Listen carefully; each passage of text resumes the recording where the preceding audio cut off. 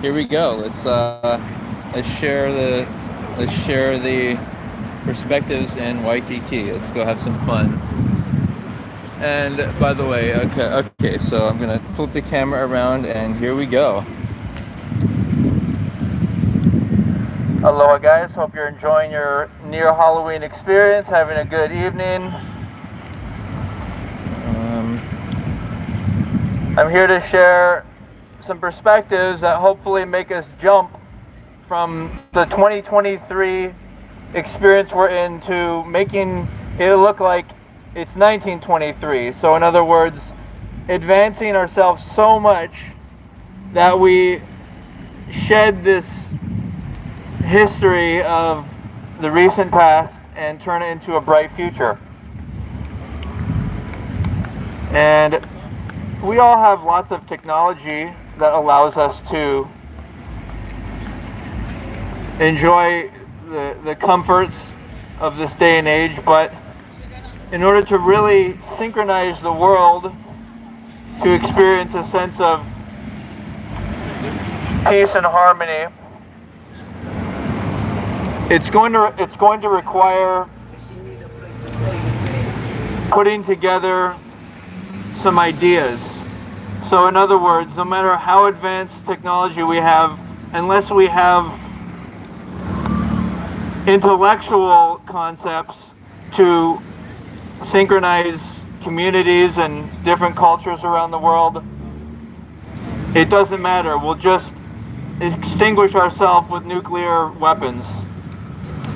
So what I mean by making 2023 look like 1923 is that in either that era or bygone eras, many mistakes were made, which we've learned from and made improvements on, such as doctors promoting surgeries without washing hands, or doctors promoting cigarette consumption. And obviously we've gotten past that, but at this day and age, I would argue that we have just as many problems that are creating discord between ourselves and nature and our fellow man. And I believe that 95% of men are good, and that 5% of men are either angry or actually psychotic, and that it's going to take the 95% of us to come together from in this world and in this country and in other countries. We all have to come together. We have to unite on the common ground. And to me, the easiest common ground to kind of land on is the protection of women that we care about. I think that's the turn your lights on.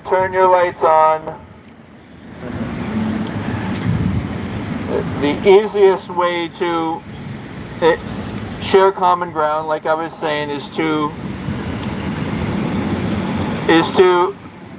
want to protect the women that we care about.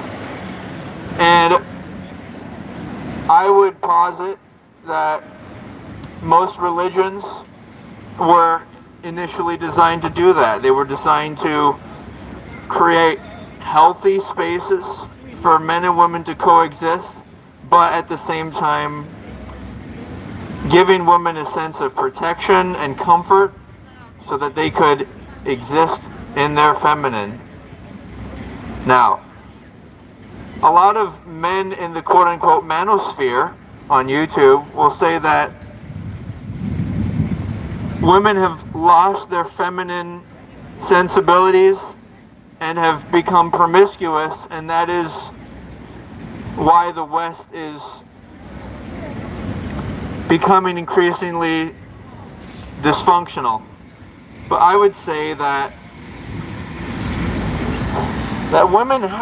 women needed to become less feminine. They needed to become more masculine in order to look out for themselves.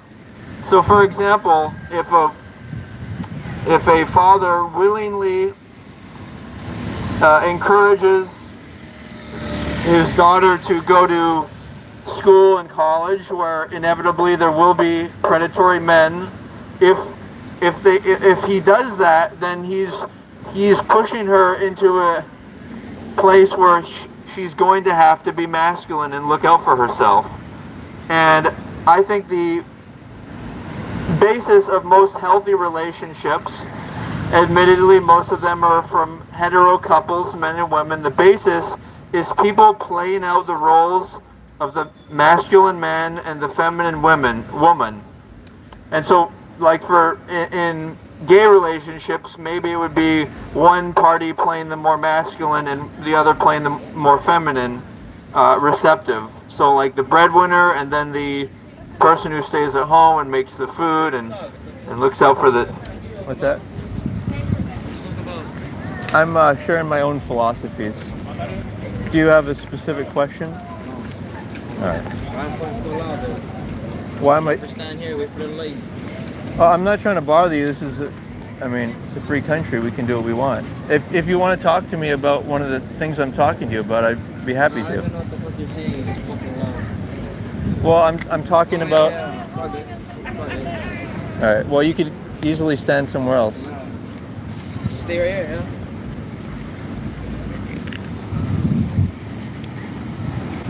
All right. So, like I was saying, people could easily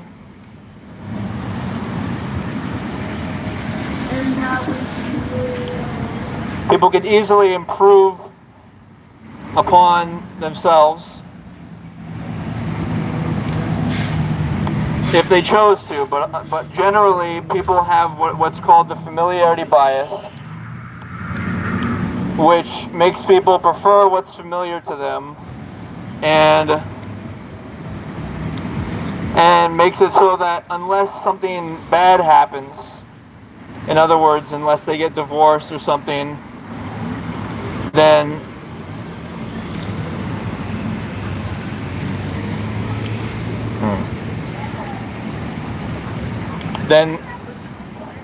that's when they start making changes. But to me it makes sense. Like a lot of my critics and detractors will say that I don't have enough experience in order to share ideas pertaining to these subjects. I would say that I can learn from other people's mistakes people have in marriages and stuff. And yeah. So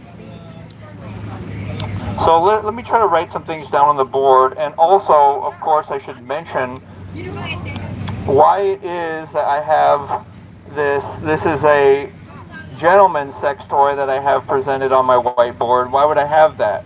Well, part of it might seem funny, but at the same time it's very serious and fundamental to men managing their own desires and not being afraid to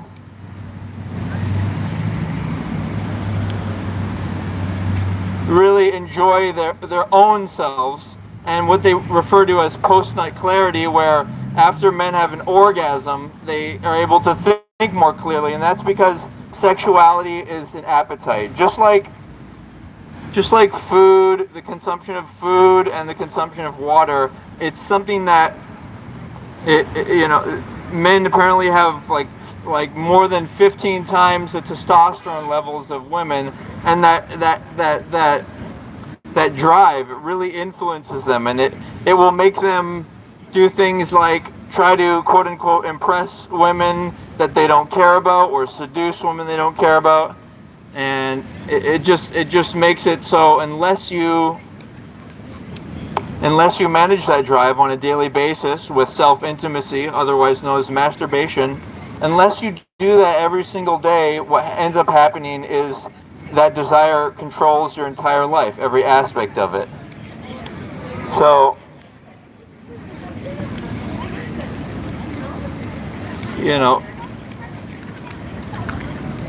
And it takes courage for men such as myself to share these ideas, because a lot of men just act like they're tough and they're cool, and they don't even teach their own sons the mistakes they've made and admit the problems they've had. And so that ends up in their sons repeating the same mistakes. And it's a whole cycle. It's a whole cycle of where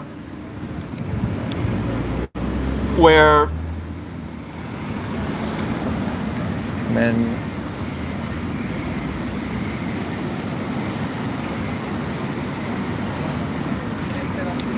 it's a whole cycle where men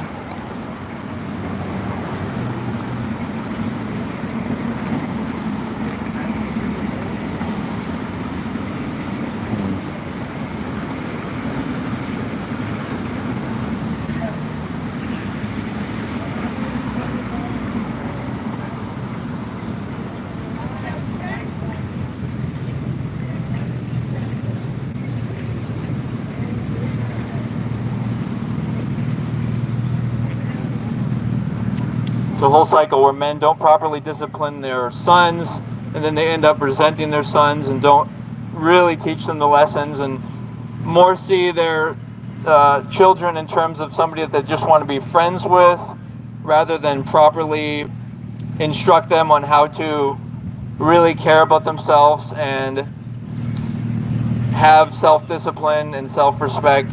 And there's actually a major aspect of this that, and people say that, well, because I haven't studied psychology in a formal setting, that I shouldn't speak on these things. But again, like the contributors to the fields of psychology, do you think all of them went to universities? I'm sure that some of them were just people who studied books and just did things on their own terms, and then in turn contributed. So the idea is that there is more stuff to contribute and improve.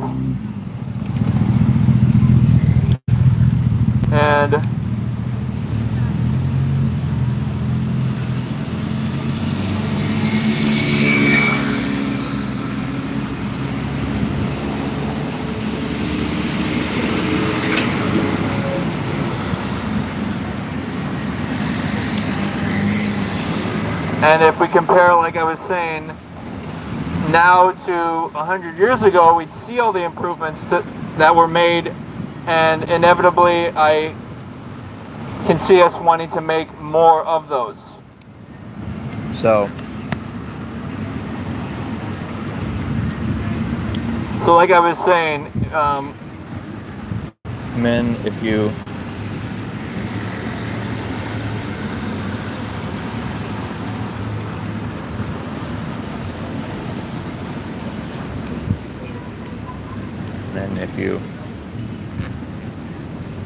if you manage your own desires through self-intimacy, you'll make better choices as to, and people, have started to look down upon marriage itself, and I would say that's because people they're not prepared for marriage. Like, why do things fail, guys? Things fail due to a lack of preparation. Pretty straightforward idea. So preparing for marriage, that's going to require you to have control over your emotions, because, see, people dislike marriage, but if you reverse engineer marriage, what it really is about is it's about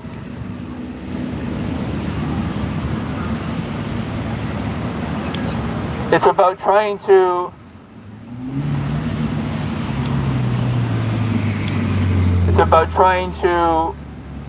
engage in self-discovery, so you really know, like people think, we'll just be boyfriend and girlfriend and then maybe we'll get married. All these maybes, it's a half-hearted thing. It makes you not trust yourself, because then, what's up, Cletus? Then the basis of the relationship is based upon just you liking each other's bodies and that you're being friendly to each other. But the trouble with that is a lot of people find a lot of people attractive, and that they have decent personalities, but what brings us together for marriage is mutually held values. So in order to have a good marriage, you have to discover yourself. You have to find out what your values are, and then when you want to get married, you're going to be very selective about who you do that with, and you're not going to do that with any random person, and it's actually a good thing. It's actually good for people to not want to seduce each other and have high standards. It's what's called the principled man. The principled man, what does he do? He doesn't want to just seduce and have sex with any random woman, because that would be disrespectful. Like and it would be unloving. If you care about and if you respect somebody, then you wouldn't want to seduce them to have sex with them as soon as possible, or for that matter before marriage, because what happens is only the man can propose to the woman, and therefore the only thing the woman can do is not give her body away. And it serves to protect men's sanctity and their dignity as well, that no woman give their bodies away, because subsequently no men would be giving their bodies away to women that they don't love. And a lot of religions make all sorts of claims and have all kinds of rituals and dogmatism, but I'd say the one thing that is important, at least from the Orthodox religions, is the protection of women that they promote. And the irony is, when you dilute religions down and they no longer become quote-unquote orthodox or fundamentalist, what happens? Well, there's less and less protection and respect for women. So Come on, hurry!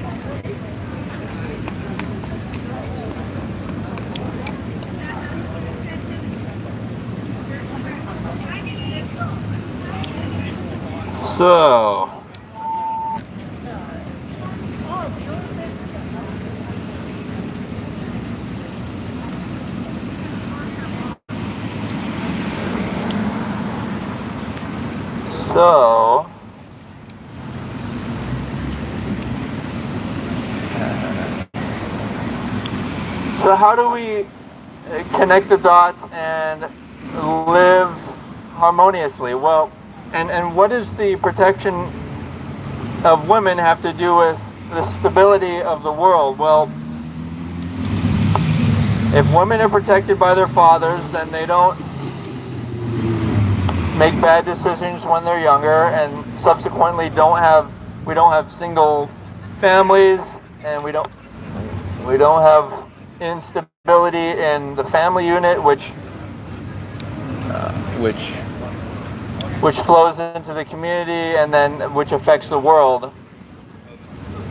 Instead, we have a stable family unit based upon marriage and based upon love versus lust. And then we have two-parent households to raise children and set an example, set a pattern. See, the thing is, people follow patterns. Like, if a bad pattern is set in society, then people follow it. And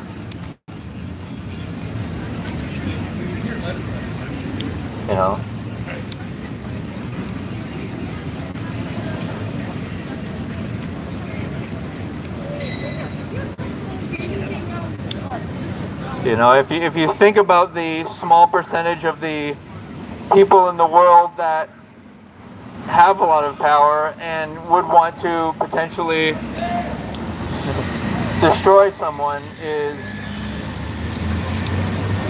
What's up, Will? Yeah, we're in Waikiki, man.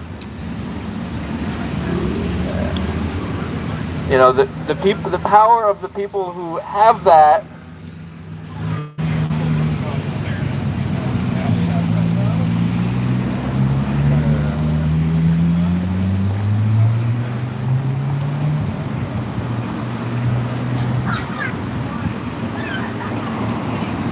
Freedom.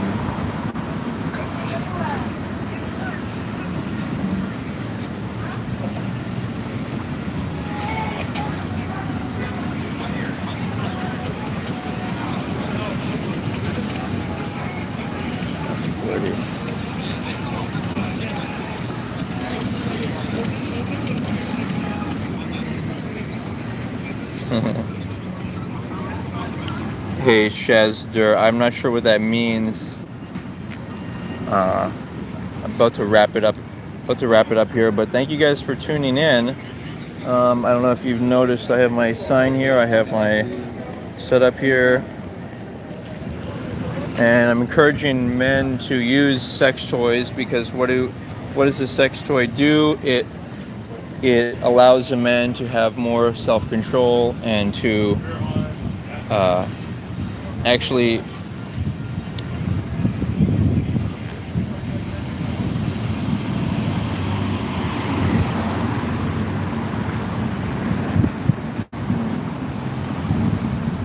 it is possible.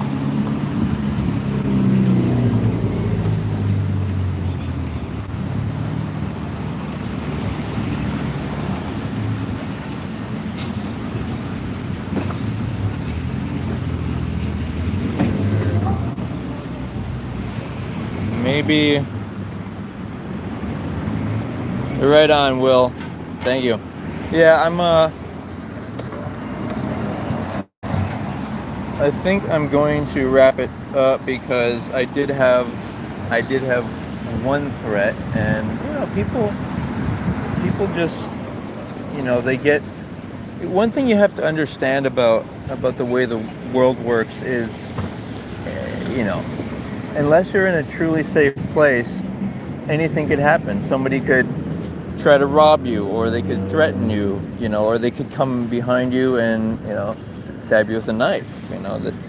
So these are things that we need to be aware of and not take our safety for granted. And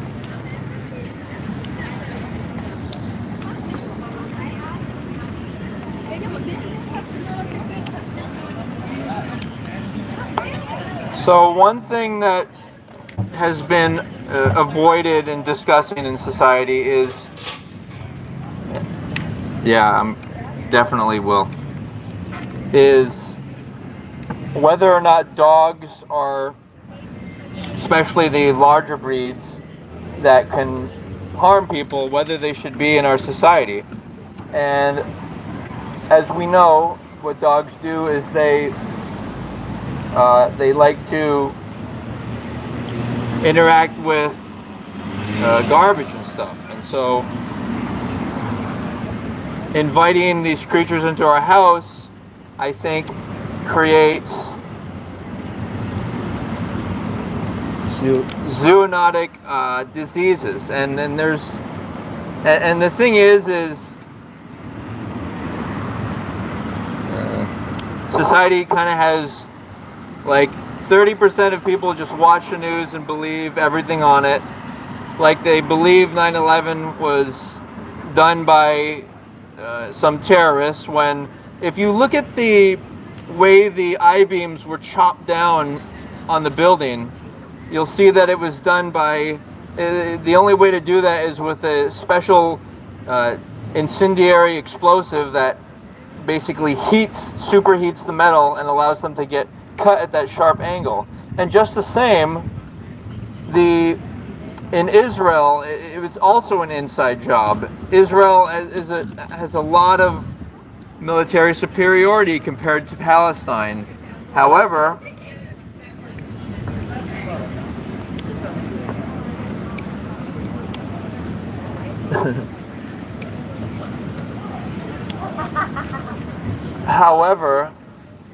you know, it supposedly happened. Like, you got to realize that there are mercenaries who are paid to do things like set off IEDs,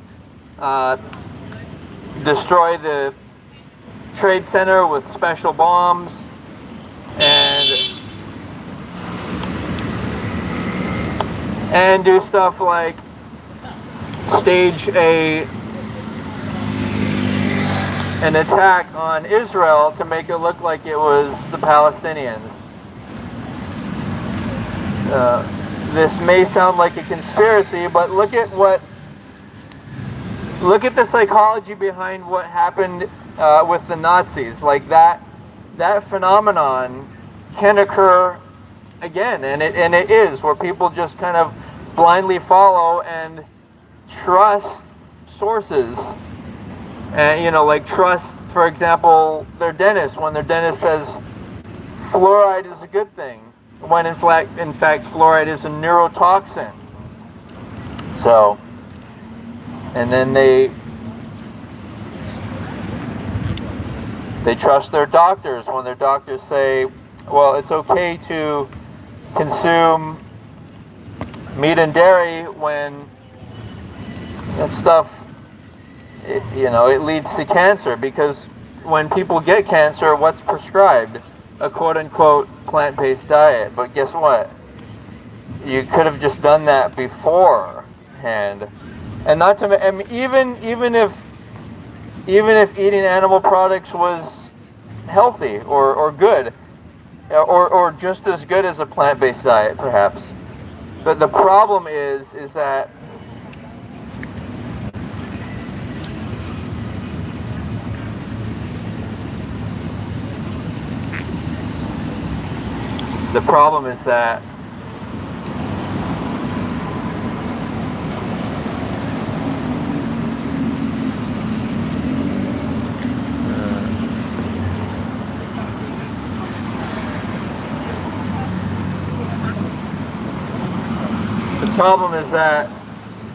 because of the factory farming, which leads to animal suffering, it inevitably invites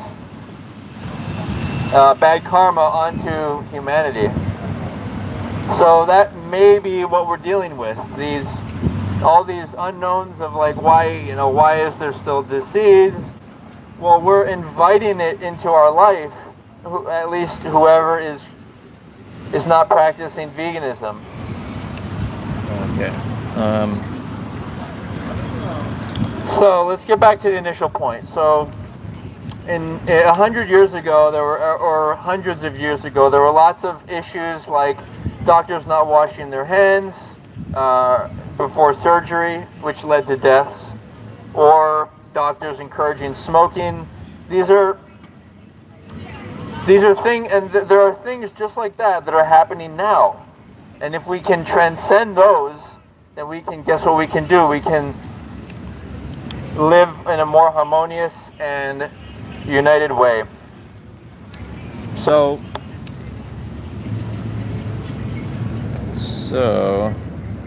8:39. So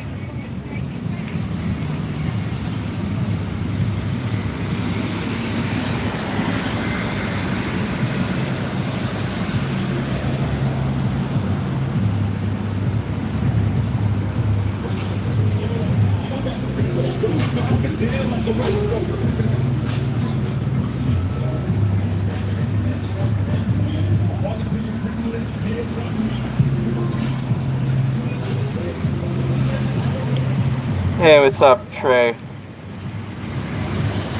Yeah, well, I have my megaphone here. I'm talking to everybody. okay.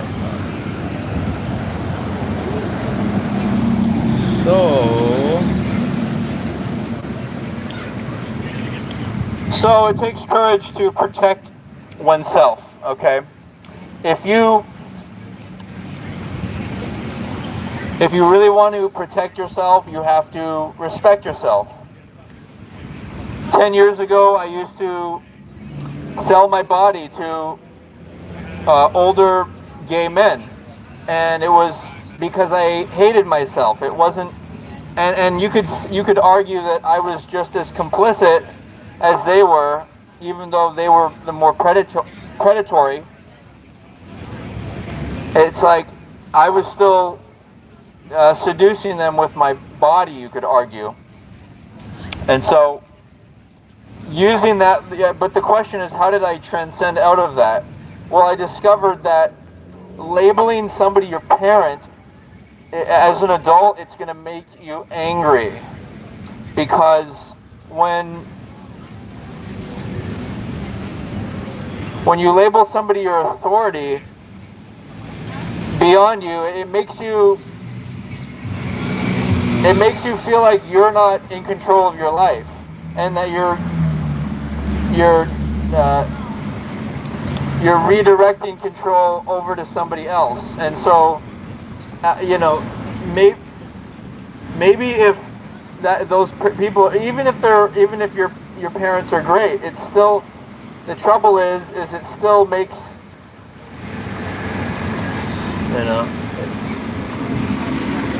it still is going to make you feel angry.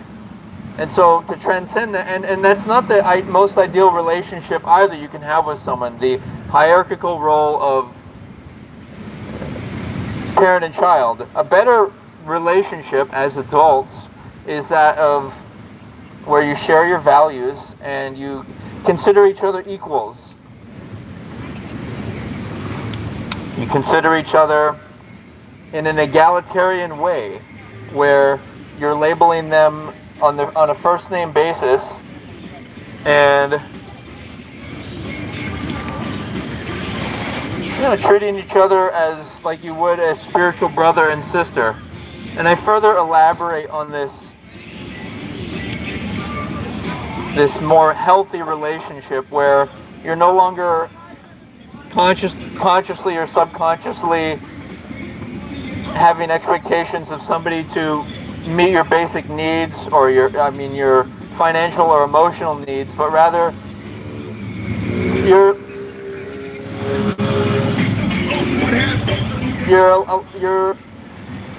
doing that yourself, for your own self, and then subsequently you can connect with them on an equal level. And who would want to be the authority over somebody like that? Like, maybe for women it's a little different, because women could benefit more from having a father and male guardians look out for them.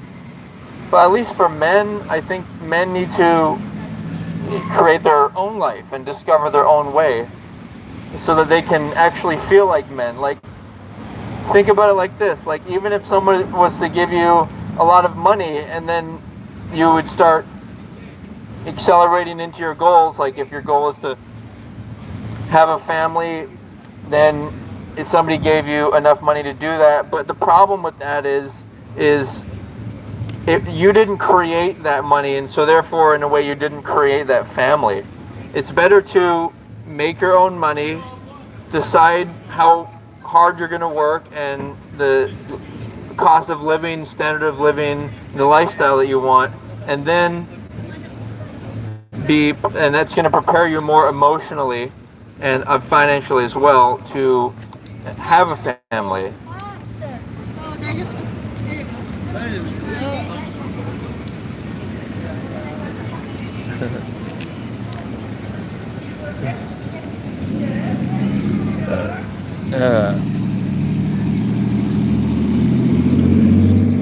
So yeah, am I gonna get out of here?